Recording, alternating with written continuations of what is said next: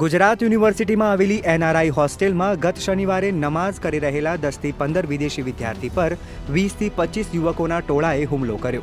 ટોળું પથ્થરમારો કરી હોસ્ટેલમાં ઘૂસ્યું અને વાહનો, લેપટોપ તેમજ ફર્નિચરની તોડફોડ કરી, જેમાં 4 વિદેશી વિદ્યાર્થીઓને ઈજા પહોંચી છે. આ બનાવ અંગે પોલીસ કંટ્રોલ રૂમને જાણ કરાતા પોલીસે ઘટના સ્થળે પહોંચી કાર્યવાહી કરી.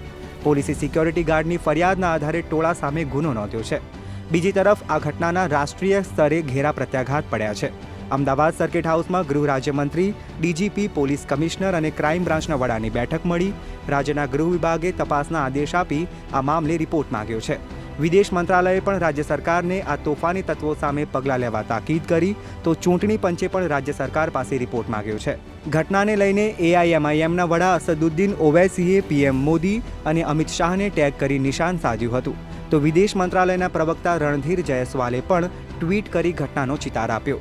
આ ઘટનામાં પોલીસ પર પણ ગંભીર આરોપ લાગ્યો છે. વિદેશી વિદ્યાર્થીઓનું કહેવું છે કે જ્યારે હોસ્ટેલમાં તોડફોડ ચાલી રહી હતી તે સમયે જ પોલીસનો સ્ટાફ 2 ગાડીઓમાં આવ્યો હતો, પરંતુ પોલીસે તે યુવકોને પકડવાના બદલે તેમને ત્યાંથી જવા દીધા. હાલ વાયરલ વિડીયોના આધારે 5 યુવકોની અટકાયત કરાઈ છે. પોલીસ કમિશનરે ક્રાઇમ બ્રાન્ચને પણ તપાસમાં જોડવાનો હુકમ કર્યો છે.